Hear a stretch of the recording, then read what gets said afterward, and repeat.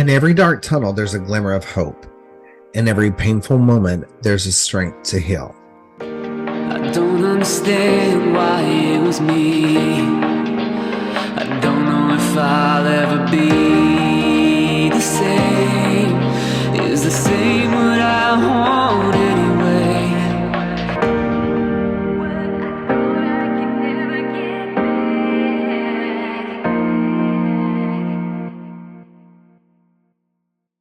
Welcome to Surviving Podcast. Jon, I'm not sure what we're talking about today, and I'm real excited about that. But first, take a moment, tell us about you and your show. Yeah, my name's Jon Emery. I am a father of two, and I work a full-time job as well, and I also have a podcast. So my podcast is called Life's Checkmark, and it's people coming on, sharing their journey in life. It's basically like your podcast, like just an open conversation, and just be real and honest, open, authentic, vulnerable, whatever words you want to use. Those are the people I'm looking for, and just spread the message that they have that for the journey that they've gone through in life to get to where they are today. And hopefully that helps somebody, at least that one person that listens to it, and they can reach out to them or somebody else and just know that help out there. They're not alone. That's the problem I feel like we have today is people just shut down and they stay in their own little selves thinking that somebody's going to put them down for them coming out and sharing their emotions and expressing themselves. Yeah, absolutely. I'm such a fan of your show, and I'm so glad that I got to come on and share my story. So, have you always been aware of mental health and the effect it has on you and people around you? I would say no. So for a while, I was getting into the self-improvement space, reading books, listening to podcasts and stuff, not feeling like I needed it. I just wanted to grow. It really didn't help me in ways as far as physically with my environment around me.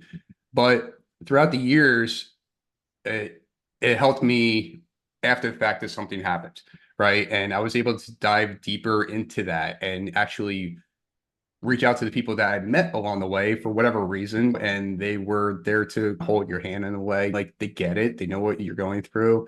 Surprisingly, you had no idea that they went through the same thing in the past either until you share your journey and they go, oh, I know where you're coming from. Yeah. Do this, do that. And I've definitely dove deeper into it and I really enjoy it. And I really like to help other people dive into that and grow too. I have never been a stranger to mental health and therapy, but I did not know how important it really was until my attack happened in my adult life. It truly saved my life. And I think I told you about how I became a part of a sexual assault group therapy session, and it was so many men that were abused and or going through alcoholism or drug addiction, sex addicts, because especially men, we're told to just keep it in. We can't talk about these things. And I always say that if your lungs are feeling ill, you go see a lung specialist. If your heart is ill, you see a heart specialist. Why not your brain? And why is that so? Why can't we talk about that? And you need to, like, and just as men, like you said, you shut down, right? You feel like you can't express yourself. And it's surprising to find those groups that do exist. They could be small, but they do exist. And I know they're growing and growing as this conversation's going. It's becoming a thing. So I hear a tribe as words being used, and it makes sense because way back in the day, everybody gathered around the fireplace and men would talk to each other, tell stories or whatever. And that's, or you're going hunting, you're doing all that stuff. That's not how we live today. But so we separated. So it's funny how everything was here, then it goes here, and now it's coming, slowly coming back.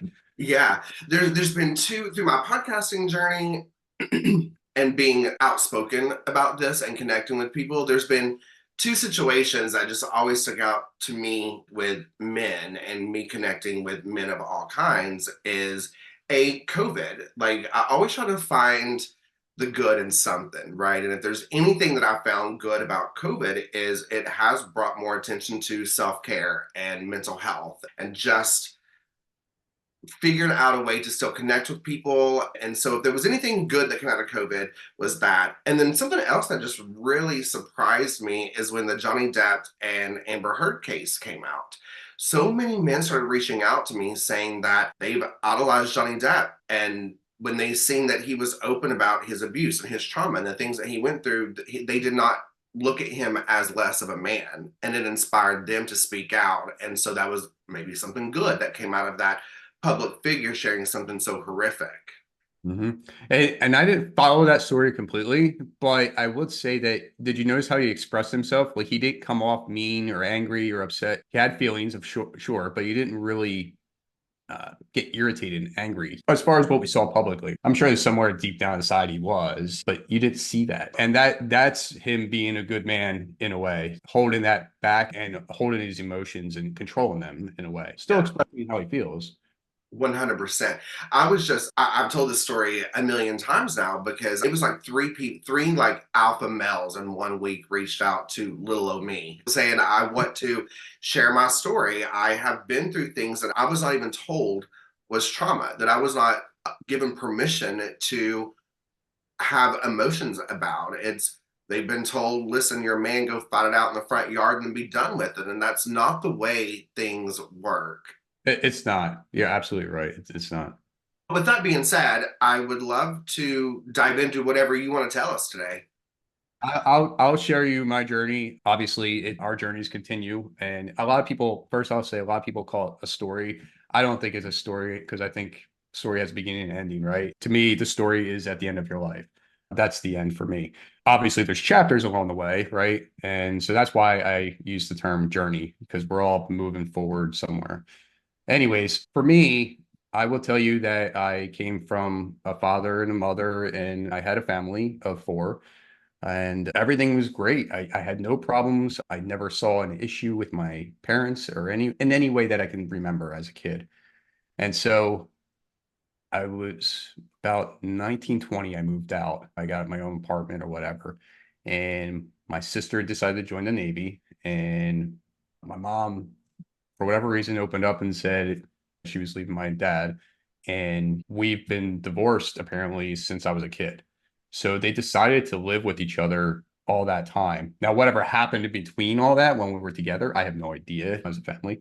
I don't know if that helped me in a way with my journey or not. I can't really say that for sure yet. It's always something I've been trying to play with, but it was definitely a shock, right? So I was surprised. And for me, it was like, my mom's like, can you help me pack some stuff and help move out? So I tried. I couldn't do it. And here I'm like 20 years old or whatever. I'd say, this is too much. I'm done. I can't do this. So that was the beginning of me looking back after me going through something and seeing things. And then also with that, I want to add in that my dad had a bar, which is right down the street from where we were living. And he ran it with his mom. So they were running the bar for years. I can't remember how long, but he was always working night shift, managing the bar, had some people that would be bartenders and stuff here and there. But being around that scene of alcohol, seeing some things as a kid, I was one not to, I didn't start drinking until I was like 22. It was just one of those things I didn't really say, yeah, I'm going to do this. And you'll find out why I'm sharing that now. But that was the things. And I know my dad was drinking a lot, and I saw he was like a happy drunk in a way. It was just like he had those moments where he was just not listening and doing bad things. Nothing with the law or anything that I know of, but it was just not good.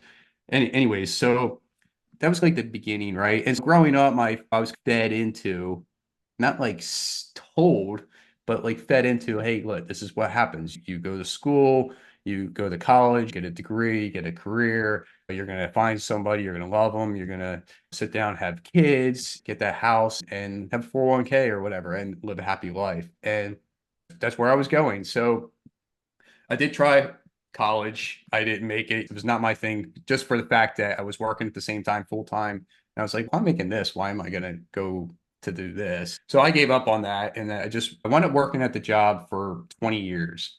I slowly progressed inside that company, and I enjoyed it up to a point where I was like, this isn't for me. And that's like where the self-improvement stuff started. I dove into real estate a little bit, got some rentals, and I was like, oh, this is my way out. And I never really carried on with it. I did wind up having the two kids. And so like they got my attention more. And so I stayed there for 20 years, and they wound up closing. So they closed around COVID time, and it wasn't due to COVID, but they just said it was financially not working for them. So they wound up closing our plant. They had another plant down in Carolina. So that happened.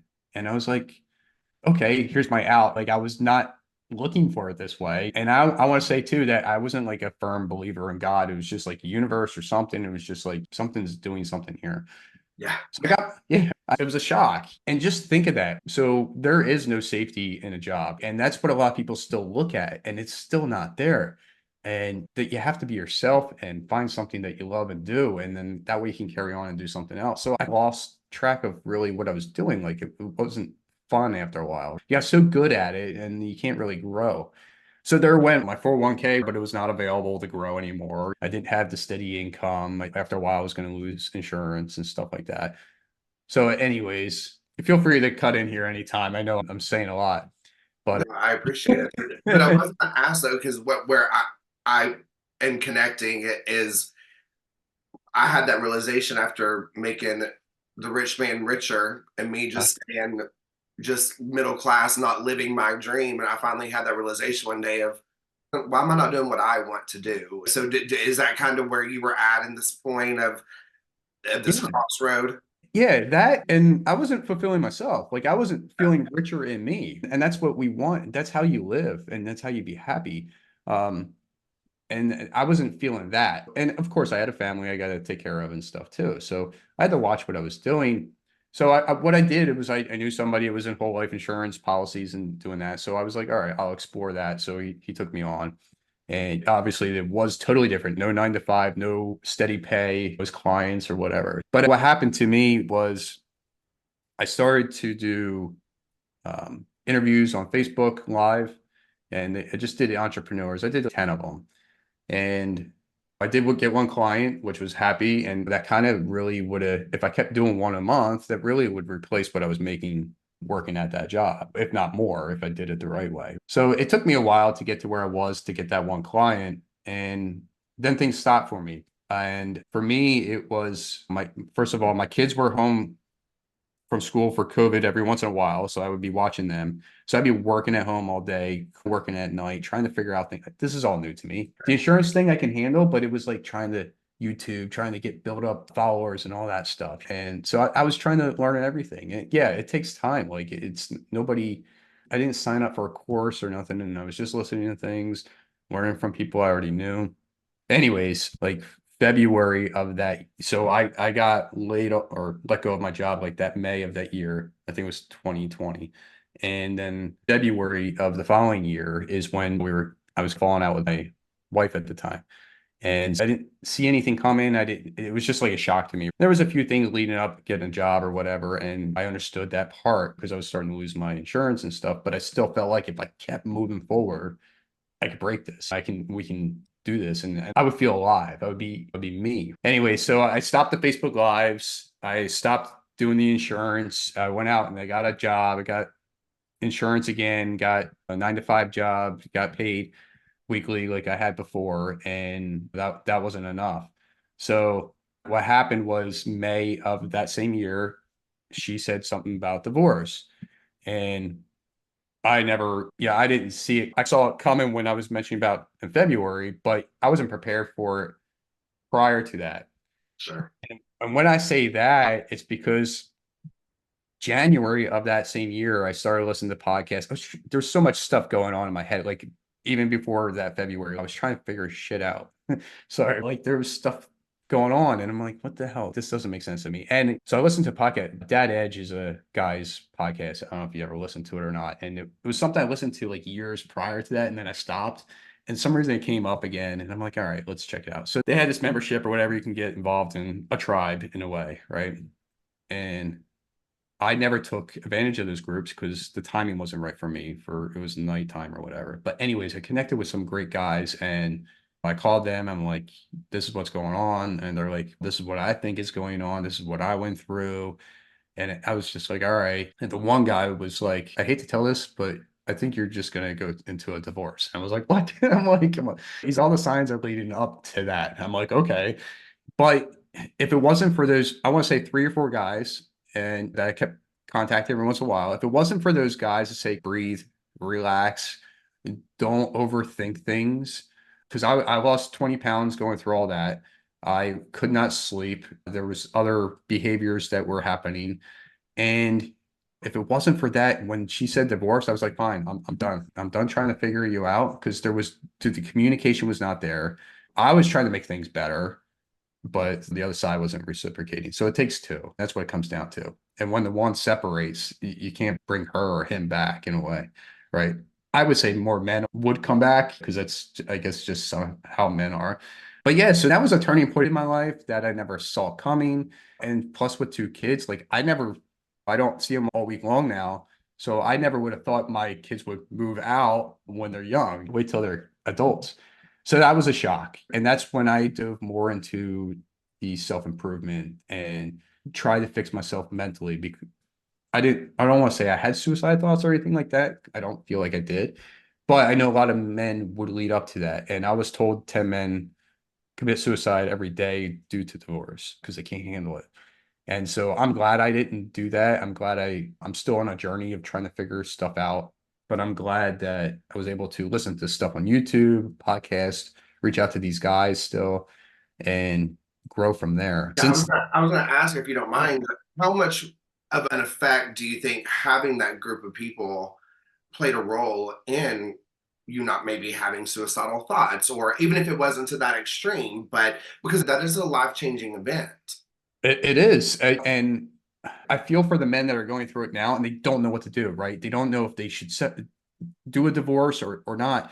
And I'm like one of those guys now that would be like, just end it because it does not look good right now. And I hate to say that because we all want to fix things, but if the other one does not want to, then you can't force it, right?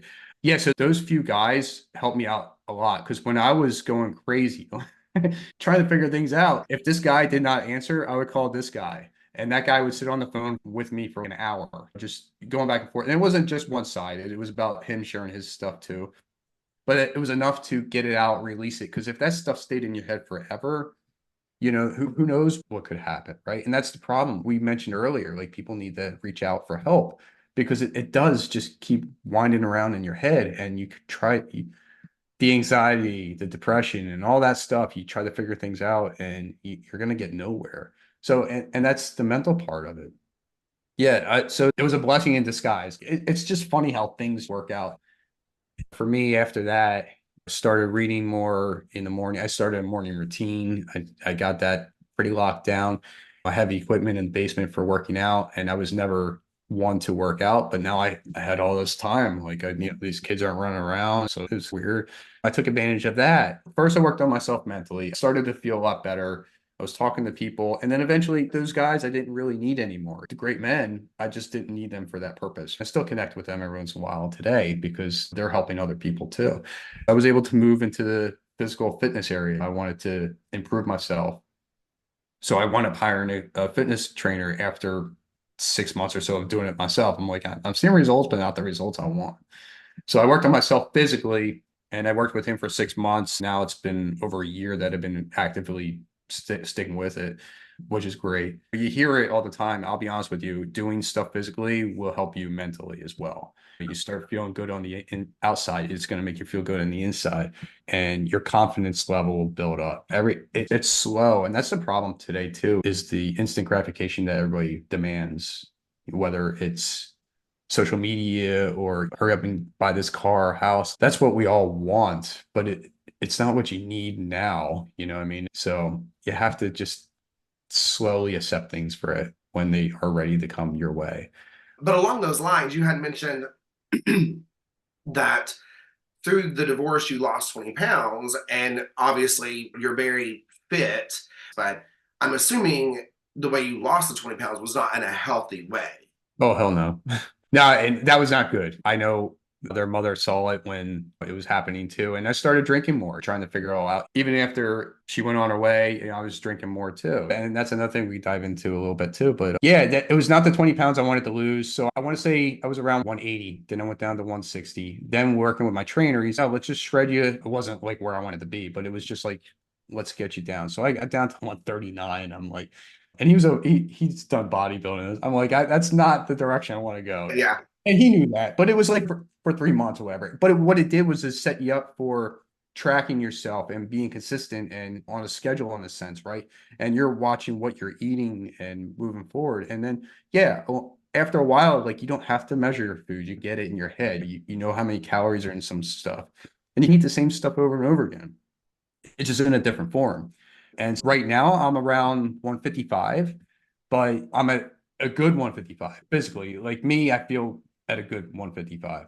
And it fluctuates. It's going to go back and forth, but I'm happy with it. I don't want to be that thin or be huge or anything, but yeah, definitely being physically fit can definitely change your mindset.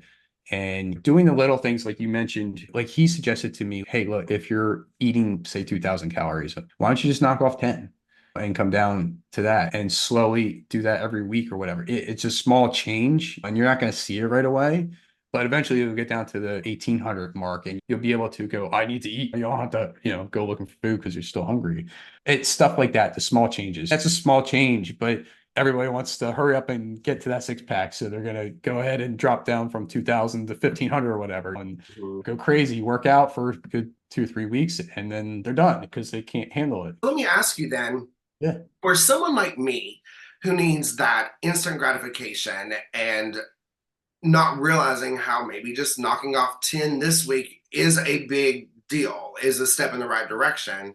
I have personally learned for myself that writing things down and seeing things, having some kind of board in some kind of way, and having that visual in front of me helps. So, do you have something that maybe if you were talking to someone and they were saying, I just need instant gratification, I can't do it because I have to see it now, what would you suggest for them to help maybe get over that? Yeah, so I'll be honest with you. For me, I did a spreadsheet. I got the routine that he gave me and I put it in that spreadsheet. And now I do a dry erase board. So Yeah. I have the reps, the sets, the weights, how many I did, so I can see my progression throughout the weeks and stuff. And it kept changing because he gave me different routines. But I was able to go back and go, okay, this is what I did last time. Let me see if I could do it again, plus one more. Like I know MLI, it's a big thing about one more. And it makes sense because if you do that one more, you're going to boost yourself a little bit better. And it's not just physically, it's anything, right? But you can see that progression. So you're not thinking I fell off the horse. I know my trainer says your body needs a rest too. And sometimes you build muscle and stuff when you're resting for like a good week or something. You're not going crazy. Don't feel like you lose everything if you just stop for 2 or 3 days. You do have to rest. And then you can, yeah, you might be a little weaker then, but you can come back because I'll be honest with you, I just did it this morning before this. And I did one yesterday. Like I only do 3 times a week. And now I'm going to do one more tomorrow just to stay on track because my week's kind of crazy because I was doing it at night. And that's the thing is I went up doing it at night, like after I'm working, after I'm doing the podcast and it's late. It's not what I want to do, but I need it. Like I got to get this done. Then I feel good about myself. Yeah. So for the instant gratification, I would definitely track something. Like for me, it was that spreadsheet, and then Fitness Pal was good for the calories, and you can use the free version. That's all I ever used. And then whatever else that's just physically. Even for me with my morning routine, I don't have the tracker now, but I was able to write down 10 things I wanted to do, and I would check it off as I did them.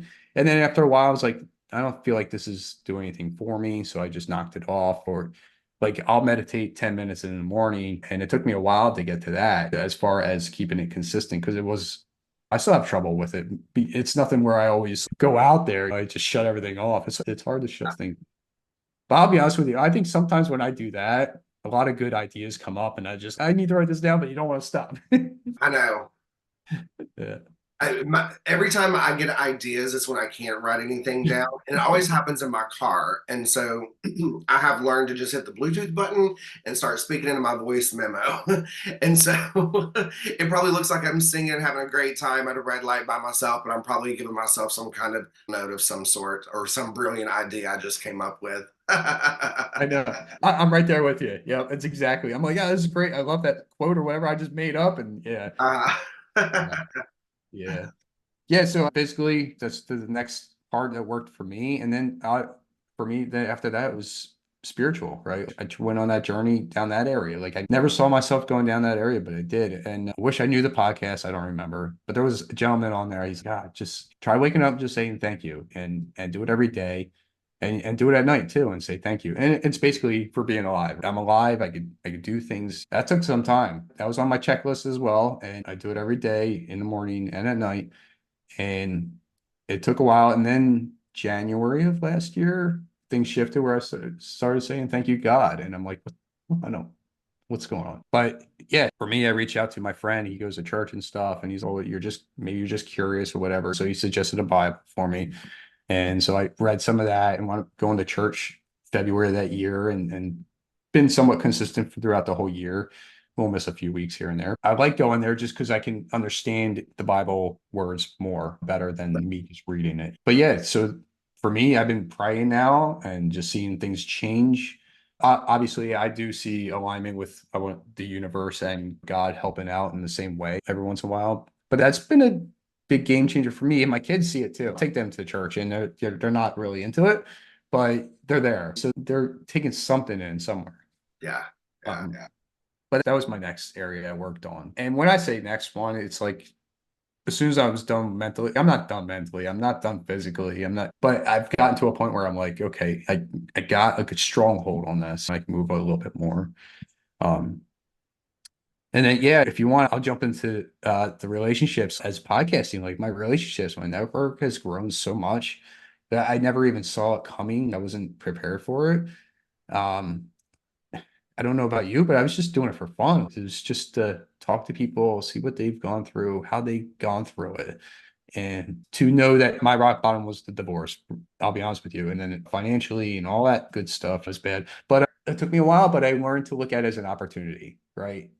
And I want to address that too. I'm glad I said something because at times it was like it's happening to me instead of for me. And it took me a while to understand to look at it as it's happening for me. And it did allow me to open up. I wound up going to events by myself that I never would have done with the family. I would have never left my kids behind. So that allowed me to grow. Driving to Florida by myself, I'm like, all right, here I am. Let's go. And I'm in my 40s too. So this is all new for me. I was with her basically around when I was 19. So I never really explored without being together. Yeah, so that was new. So looking at things at a different angle. And so my relationships grew through podcasting. And I got to meet people in person after podcasting at events and stuff like that. And I love it. I'm sure you would agree with me. Oh yeah. It's a game changer, isn't it? Oh, 100%. It's when you were saying, did this happen to me or for me? Yeah. I can relate to that. Like, I had a victim mindset for quite a while. And I'm not going to begrudge myself of that. Something horrific happened to me. But then when I realized that I would not have went podcasting route, I probably wouldn't be as self-aware as I am. I probably wouldn't have connected with people and been a part of their healing journey and let them be a part of mine had this not happened to me.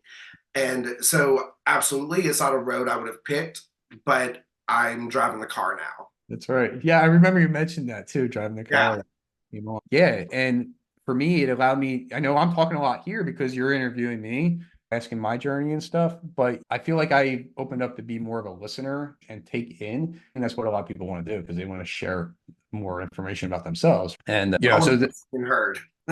right. Yeah, I know. But yeah, the relationships for me has been huge as far as, I don't want to say like podcast growth or anything like that, but it's just, who you can connect with. You can connect so-and-so with somebody else. And who knows where that goes for them. But I know people said thank you. And that's all I want. I mean, just like Paul introduced us, who knows where this could go after this podcast. I have no idea. But yeah, my relationships grew. And now for me, it's the business and finance stuff. And when I say this is what worked for me, it doesn't have to work for everybody. So you can decide where you want to start. But trying to work on one at a time, I think would be awesome. If you try to do everything at once, you're going to fall apart. Just like we were talking about working out, crunch it all in and then you just give up because it's too much. Yeah. So that's where I'm at. We hear stories of you graduate high school, you get married, you work at someone else's company, making them rich and get a 401k and you die. And that's the American dream. But so many are finding that American dream can fall apart. And then what do you do? And so what I loved hearing is where you were taking that control and where you were getting in tune with yourself and figuring out your destination. That is what prevents that generational abuse.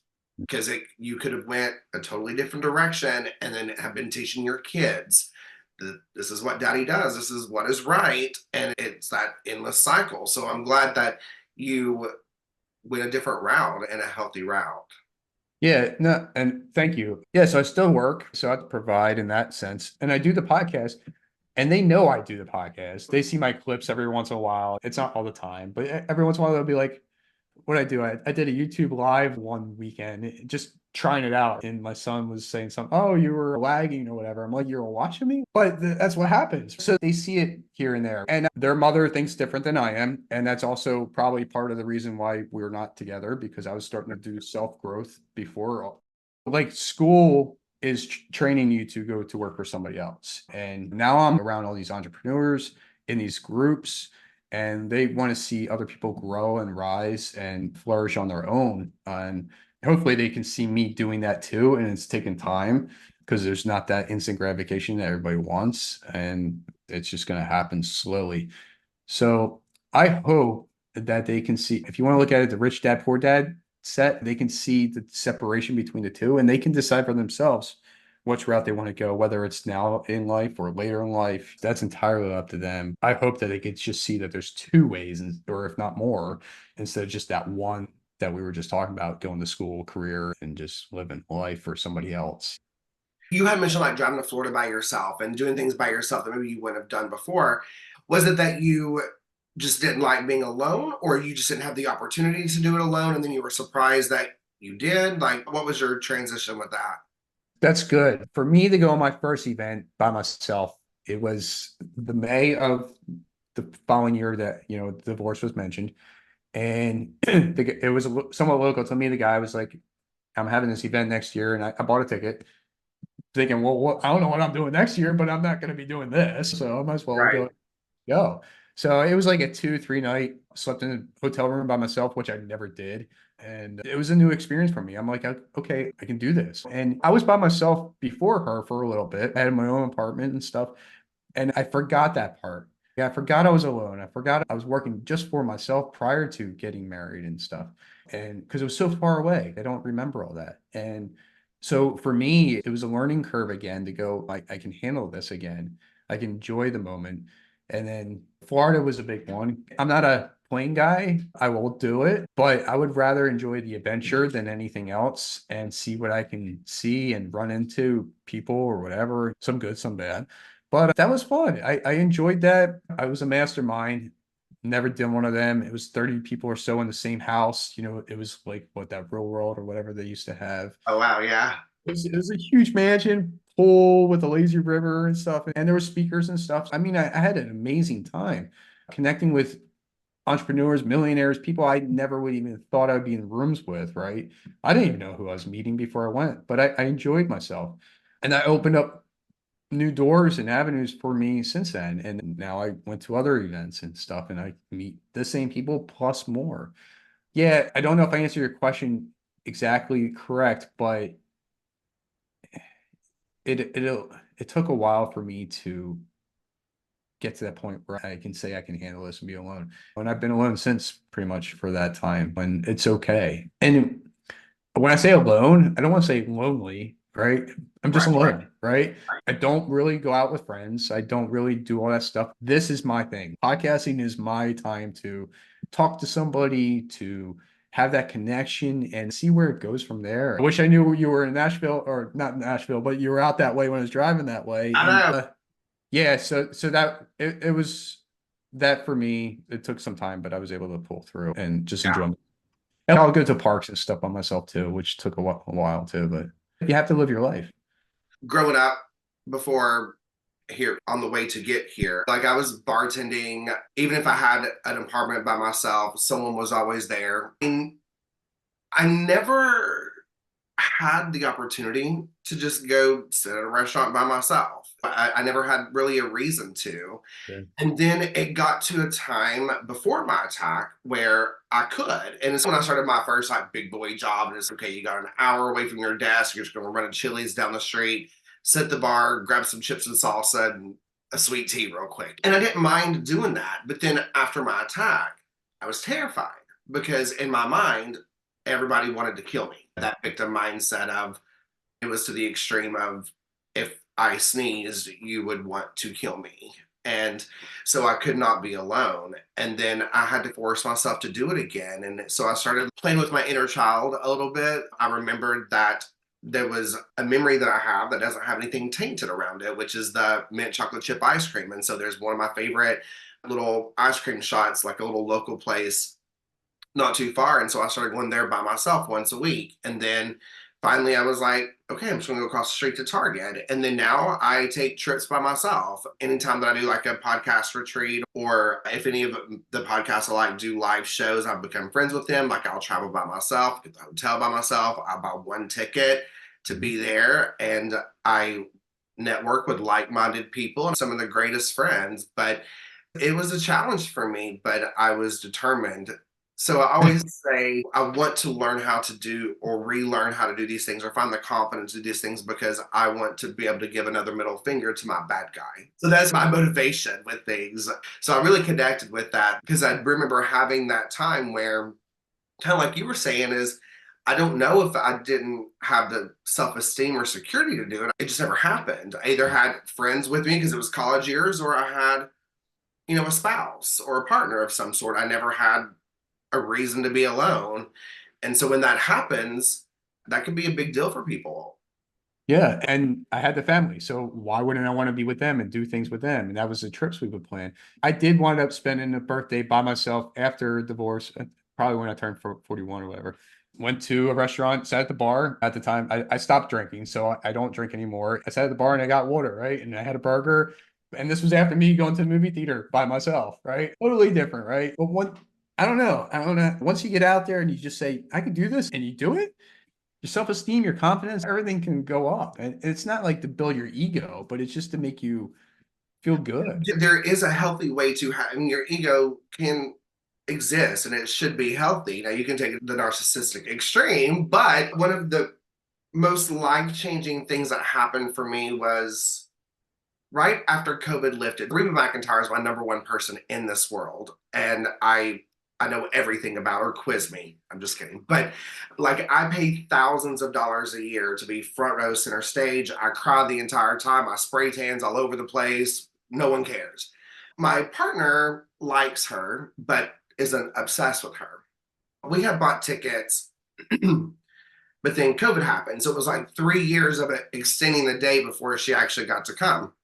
Then she decided to do a second lap of a tour because COVID was over. So we were seeing her 3 times in 6 months. And again, I have to be front row center stage, which is expensive tickets. And she was doing her last show in Nashville to end the tour. And I was like, Cody, we have to go. And he was like, I've already seen her twice this in the past few months. And I was like, you know what? I think I'm going to go by myself. I've never done that before. Most of my friends would not want to spend the amount of money that I spend on the ticket because maybe they don't love her as much as I do, which I'll never understand or even know why they're my friend. But I was like, you know what? I'm going to go by myself. And I did. I almost canceled that day. I mean, I couldn't call her to cancel, but like I almost just didn't go. But I did it. And I had the best freaking time. And the person sitting beside me was there by himself. Same story. It was like nobody else would have paid the money that I paid for the tickets. And like we're now friends on social media and connected, and he's a great guy and we had a great time together. So I'm so glad that I forced myself to do it.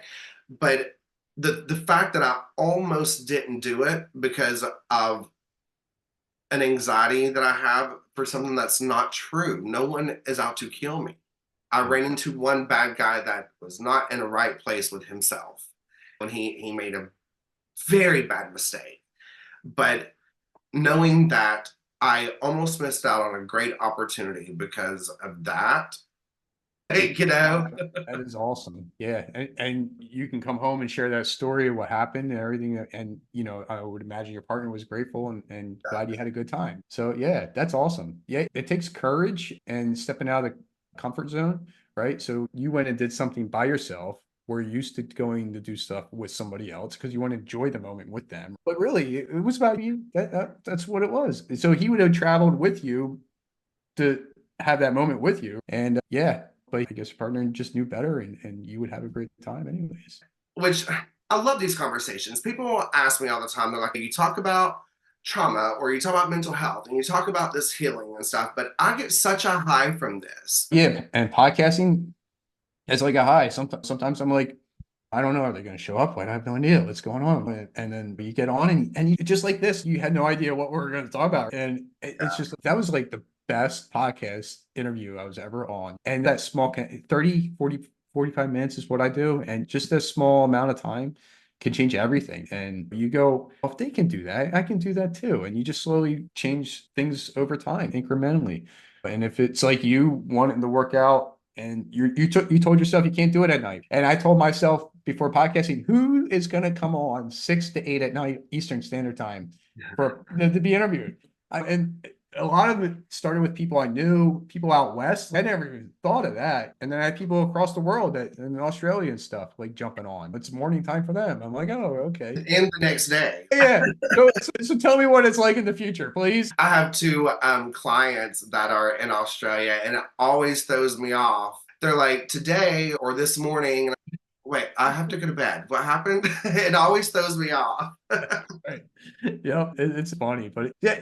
And if I stayed on that and I said I can't do this, then I would never do it. Right. So you just have to put it out there and just try it. And it's just funny how we get stuck telling ourselves that we can't do this, that we'll never do it. And that's why podcasting helps, talking to people that have gone through stuff and just doing the small things over time, that you can do it. If they can do it, you can do it too, if you really want it. I was going to say like that it's 10:30 on a Saturday morning. It's raining here. I had my first cup of coffee with you, but I'm motivated. This is part of the high that I need to go do something, and I'm going to do something today. Because of course, in the morning before I have my coffee, it's a rainy Saturday. Would it be unprofessional if I zoomed on podcasts in the bed in my pajamas? I chose not to do that, and you're welcome. I brushed my teeth and took a shower, so you're welcome for that. But it's like you have those thoughts, but I'm like, I already know what's going to happen. I'm going to log in and get so inspired, and I'm going to have a good freaking day. And Jon's going to be a part of that with me. As we're winding down, you had said something that really stuck out to me that I say a lot. And this is backtracking. But you had said, this is your journey. This is your story. This is what worked for you. And that's what I always tell people too, like, this is what worked for me. But if we can connect and someone can hear us and they can take something from you and something from me and something from one of your podcast episodes and build their own path, that is the most beautiful thing. I'm not saying that I have all the answers. I'm saying what works for me. And if you can find just one little thing from that to put into your journey, then job well done. I totally agree. And just even if it was just a tracking sheet or whatever, if they just took that one thing, that's game changer. Just do it. Yeah. I want to share all your links, and of course, I already have all of them because I follow you. So I'll make sure I put that in your show notes. But no, your show is great. There are times that some deep, dark, heavy stuff gets talked about like here, but it's very positive. You start and end with a smile, like we've learned to laugh along the way. So I can't wait for people to check it out. And listeners, if anything, at least check out the episode I was on and send reviews. That way he'll have me back. That's right. Yeah. And I don't know when that's going out yet. I'll definitely let you know, and you can do that. Yeah. When it comes out, I'll share. Sure, absolutely. But yeah, tell everybody where we can find you, support you, like you, follow you, stalk you, all those things. Absolutely. So it's Life's Checkmark is the podcast. It's on Apple, Spotify, and a whole bunch of other ones. Also on YouTube. So the YouTube videos are on there as well. Nothing's edited. So like what we said here, if it was on my podcast, it would just be the way it is.